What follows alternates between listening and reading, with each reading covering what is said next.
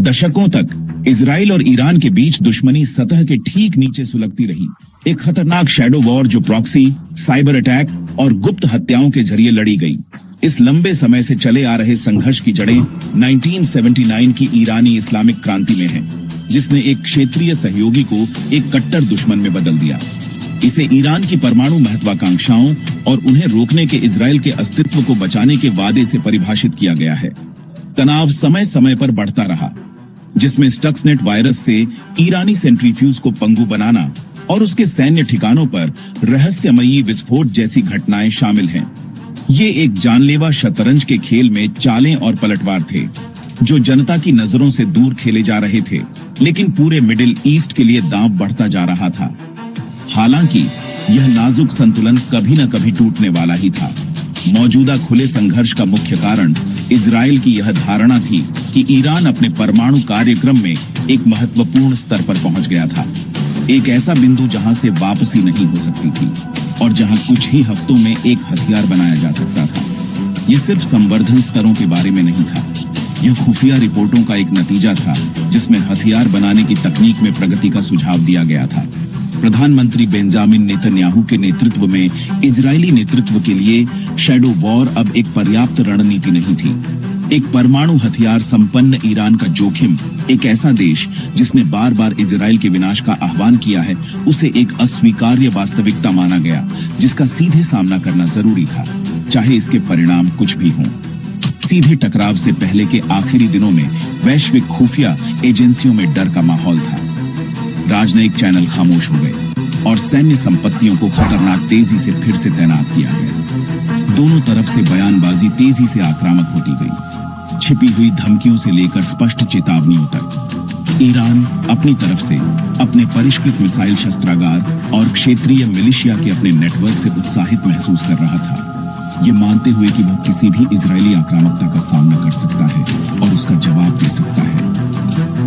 अपनी अपनी सैन्य क्षमताओं में इस आपसी विश्वास ने एक खतरनाक फीडबैक लूप बनाया, जहां हर पक्ष का मानना था कि वह सीधे सैन्य आदान प्रदान को संभाल सकता है और यहां तक कि जीत भी सकता है, जिससे हिंसा के अनिवार्य विस्फोट के लिए मंच तैयार हो गया। 13 जून 2025 को लंबे समय से डराया गया पल आ गया। दशकों के गुप्त अभियान और प्रॉक्सी लड़ाइयां अचानक और हिंसक रूप से समाप्त हो गईं।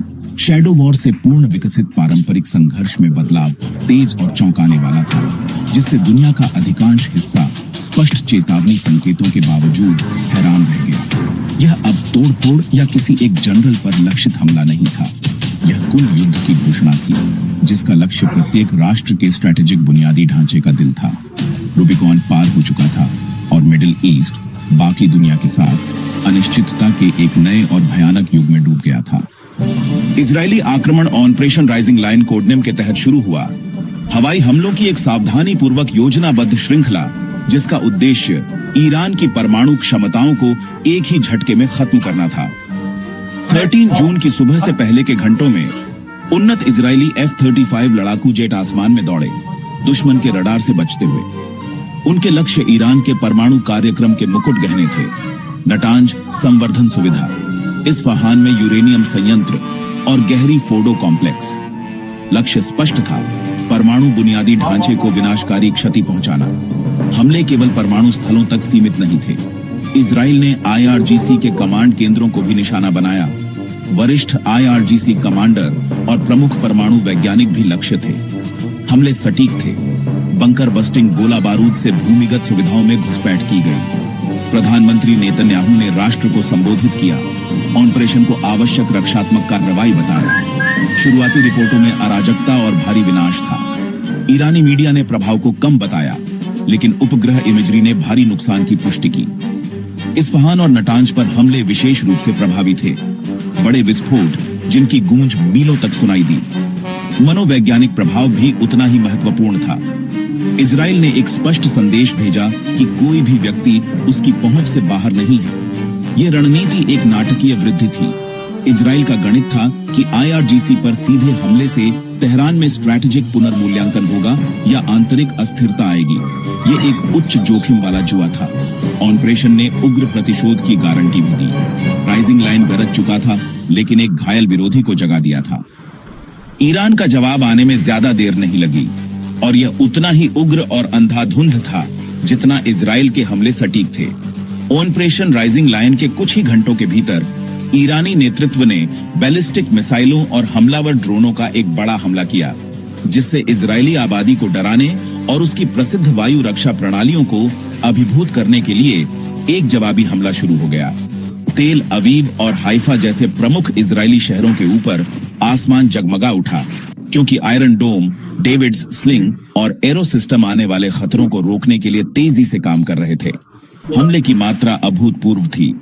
शुरुआती अनुमानों ने सुझाव दिया कि पहली लहर में ही 150 से ज्यादा बैलिस्टिक मिसाइलें और लगभग 100 शाहिद प्रकार के ड्रोन लॉन्च किए गए थे।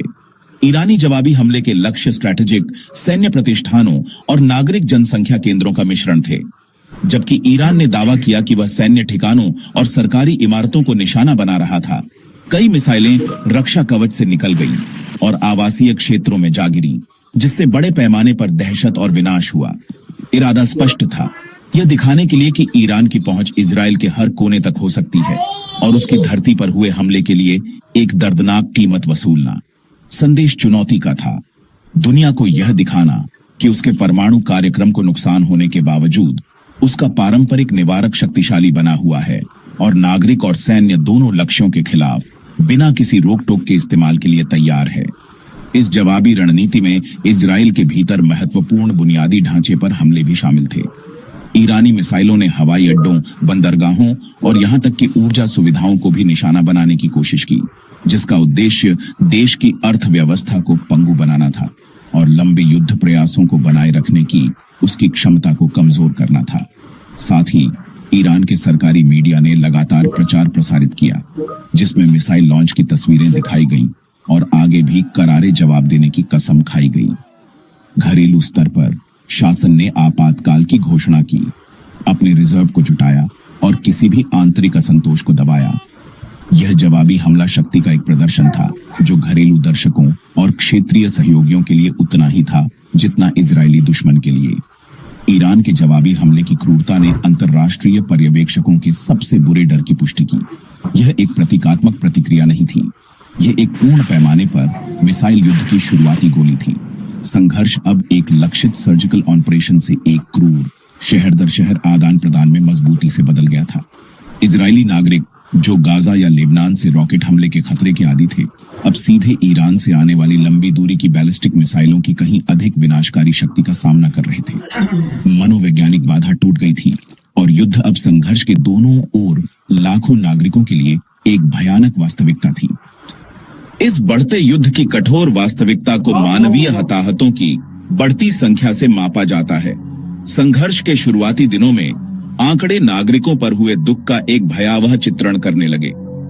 इजरायली अधिकारियों ने बताया कि मिसाइल और ड्रोन हमलों में कम से कम 24 नागरिक मारे गए थे, जबकि सैकड़ों अन्य घायल हुए और सदमे का इलाज किया गया।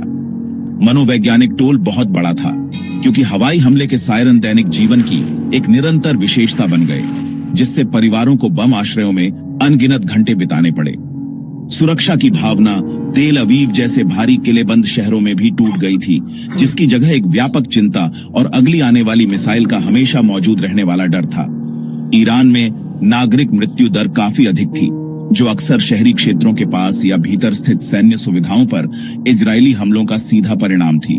जबकि आधिकारिक आंकड़ों को सत्यापित करना मुश्किल है, अंतर्राष्ट्रीय मानवीय संगठनों ने अनुमान लगाया कि शुरुआती हमलों में 224 से 450 लोग मारे गए थे, जबकि हजारों अन्य घायल हुए थे।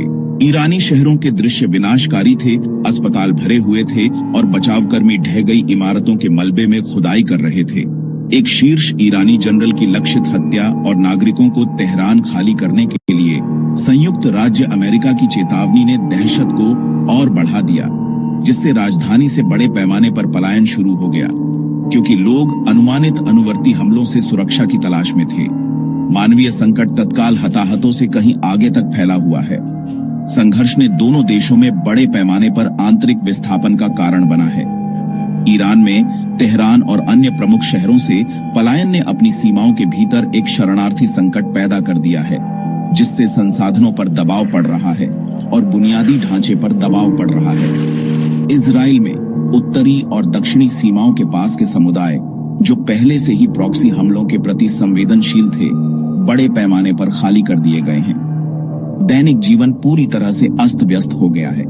स्कूल बंद हैं, व्यवसाय बंद हैं और दोनों देशों की अर्थव्यवस्थाएं ठप हो गई हैं, क्योंकि सभी संसाधन युद्ध प्रयासों की ओर मोड़ दिए गए हैं, जिससे गहरे आर्थिक और सामाजिक संकट का भविष्य बन गया है। यह एक ऐसा युद्ध है जो केवल सैन्य मोर्चों पर ही नहीं, बल्कि आम लोगों के घरों और दिमागों में भी लड़ा जा रहा है। ग्राफिक छवियों, प्रचार और बढ़ते हमलों की खबरों की निरंतर धारा ने शुद्ध आतंक का माहौल बना दिया है। इजराइल और ईरान दोनों के नागरिकों के लिए उनके नेताओं के अमूर्त राजनीतिक और स्ट्रैटेजिक लक्ष्य नुकसान, विस्थापन और इस बारे में गहरी अनिश्चितता की ठोस, दुखद वास्तविकता में बदल गए हैं कि क्या उनके परिवार कल सुरक्षित रहेंगे। संघर्ष ने दोनों समाजों के ताने बाने में एक गहरा घाव कर दिया है, एक ऐसा घाव जो आखिरी मिसाइल दागे जाने के बाद भी लंबे समय तक रिश्ता रहेगा। इजराइल और ईरान के बीच खुले युद्ध के फैलने से वैश्विक राजनीति और वित्तीय बाजारों में तुरंत हलचल मच गई। ट्रंप प्रशासन के तहत संयुक्त राज्य अमेरिका ने इजराइल के लिए अपने समर्थन की स्पष्ट रूप से घोषणा की। राष्ट्रपति ट्रंप ने तेहरान को एक कड़ी चेतावनी जारी की, नागरिकों से राजधानी खाली करने का आग्रह किया और धमकी दी कि अमेरिका की भागीदारी से परमाणु समस्या का वास्तविक अंत हो जाएगा। इस मजबूत समर्थन को क्षेत्र में अतिरिक्त संयुक्त राज्य अमेरिका के वाहक स्ट्राइक समूहों और लड़ाकू स्क्वाड्रनों की तैनाती से बल मिला, जो ईरान और उसके सहयोगियों के लिए एक स्पष्ट संकेत था। दुनिया की अन्य प्रमुख शक्तियों ने निंदा और तत्काल डी-एस्केलेशन के आह्वान के मिश्रण के साथ प्रतिक्रिया व्यक्त की। G7 और यूरोपीय संघ ने संयम के लिए संयुक्त बयान जारी किए। चीन और रूस ने भी मिडिल ईस्ट की स्थिरता पर गंभीर चिंता व्यक्त की। हालांकि उनकी कूटनीति सतर्क थी, जिससे अंतर्राष्ट्रीय समुदाय बड़े पैमाने पर पंगु हो गया। सबसे तात्कालिक और ठोस वैश्विक प्रभाव अर्थव्यवस्था पर पड़ा। संघर्ष ने हॉर्मुज जलडमरू मध्य पर सीधा खतरा पैदा कर दिया। व्यवधान के मात्र जोखिम से तेल की कीमतें रिकॉर्ड उच्च स्तर पर पहुंच गईं, जिससे वैश्विक ऊर्जा बाजारों में दहशत फैल गई। शेयर बाजार गिर गए क्योंकि निवेशकों ने सुरक्षित पनाहगाह संपत्तियों की ओर रुख किया। आर्थिक दर्द तुरंत दुनिया भर में महसूस किया गया, अमेरिका में गैस पंपों से लेकर एशिया में कारखानों तक। इस भू राजनीतिक और आर्थिक नतीजों ने दुनिया को एक अनिश्चित स्थिति में फंसा दिया है। इजराइल के लिए मजबूत अमेरिकी समर्थन ने उसके सैन्य अभियान को बढ़ावा दिया है, जबकि अन्य वैश्विक शक्तियों की खंडित प्रतिक्रिया ने ईरान को अकेला लेकिन विद्रोही महसूस कराया है। आर्थिक परिणाम पहले से ही गंभीर हैं, जिससे एक नाजुक वैश्विक अर्थव्यवस्था को मंदी में धकेलने का खतरा है। दुनिया सांस रोके हुए देख रही है। संघर्ष अब एक क्षेत्रीय मामला नहीं है, यह अंतर्राष्ट्रीय सुरक्षा और समृद्धि के लिए दूरगामी परिणामों के साथ एक वैश्विक संकट बन गया है। जैसे जैसे संघर्ष अपने दूसरे सप्ताह में प्रवेश कर रहा है, हर किसी के मन में महत्वपूर्ण सवाल यह है कि आगे क्या होगा। आगे का रास्ता युद्ध के खतरनाक कोहरे में ढका हुआ है, जिसमें बढ़ोतरी और थकावट दोनों संभावित परिणाम के रूप में मंडरा रहे हैं। वर्तमान प्रक्षेपवक्र खतरनाक रूप से आगे बढ़ने की ओर इशारा कर रहा है। इजराइल, जिसने ईरान के परमाणु खतरे को खत्म करने के लिए प्रतिबद्ध किया है, तब तक अपने संचालन को रोकने की संभावना नहीं है, जब तक कि उसे यह विश्वास न हो जाए कि उसके उद्देश्य पूरी तरह से पूरे हो गए हैं। इसमें ईरान की मिसाइल क्षमताओं को कम करना और उसके नेतृत्व को निशाना बनाना जारी रखना शामिल है। दूसरी ओर, ईरान अपनी निवारक विश्वसनीयता को बहाल करने और राष्ट्रीय अपमान का बदला लेने की आवश्यकता से प्रेरित है, जिससे यह पता चलता है कि मिसाइल और ड्रोन हमलों की ओर लहरें अपरिहार्य हैं। एक व्यापक क्षेत्रीय युद्ध एक भयावह रूप से वास्तविक संभावना बनी हुई है। ईरान अपने प्रॉक्सी के नेटवर्क को सक्रिय कर सकता है, जैसे लेबनान में हिजबुल्लाह इजराइल के खिलाफ एक दूसरा मोर्चा खोलने के लिए, जिससे एक विनाशकारी बहु मोर्चे वाला युद्ध होगा। ऐसा कदम लगभग निश्चित रूप से संयुक्त राज्य अमेरिका को और अधिक सीधे तौर पर खींच लेगा और संभवतः सऊदी अरब जैसे अन्य क्षेत्रीय खिलाड़ियों को भी जो ईरान की आक्रामकता को अपनी सुरक्षा के लिए सीधा खतरा मानते हैं। कार्रवाई और सर्पिल तेजी से नियंत्रण से बाहर हो सकता है, जिससे मिडिल ईस्ट एक विशाल परस्पर जुड़ा हुआ युद्ध क्षेत्र बन जाएगा, जिसके विनाशकारी परिणाम होंगे जो वर्तमान संघर्ष को बौना कर देंगे। क्या डिप्लोमेटिक समाधान की कोई उम्मीद है? इस समय संभावनाएं धूमिल दिखती हैं। सीधे हिंसा के स्तर ने किसी भी शेष विश्वास को तोड़ दिया है, जिससे बातचीत लगभग असंभव हो गई है। कि किसी भी डी-एस्केलेशन के लिए इसे एक एकजुट अंतरराष्ट्रीय मोर्चे से भारी दबाव की आवश्यकता होगी, कुछ ऐसा जो अभी तक नहीं हुआ है।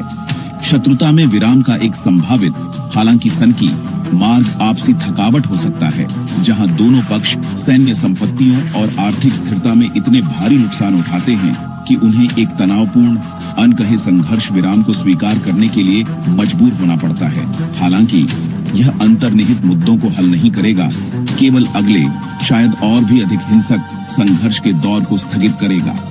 अंततः दुनिया को देखना और चिंता करना चाहिए। इस युद्ध के प्राथमिक चालक ईरान की परमाणु महत्वाकांक्षाएं और उन्हें रोकने के लिए इजराइल का दृढ़ संकल्प मजबूती से अपनी जगह पर बने हुए हैं। स्थिति एक बारूद का ढेर है और एक गलत अनुमान के कारण एक और भी बड़ी तबाही, जिसमें अपरंपरागत हथियारों के संभावित उपयोग भी शामिल हैं, के जोखिम को खारिज नहीं किया जा सकता है। अंतर्राष्ट्रीय समुदाय को तेल की कीमतों, मिडिल ईस्ट की स्थिरता और डिप्लोमेटिक उद्घाटन के किसी भी कमजोर संकेत पर कड़ी नजर रखनी चाहिए। फिलहाल संघर्ष एक खतरनाक रास्ते पर है, और क्या यह एक व्यापक युद्ध या एक अनिच्छुक, अस्थायी शांति की ओर ले जाता है? यह तेल अवीव, तेहरान और वॉशिंगटन के युद्ध कक्षों में लिए गए निर्णयों पर निर्भर करता है।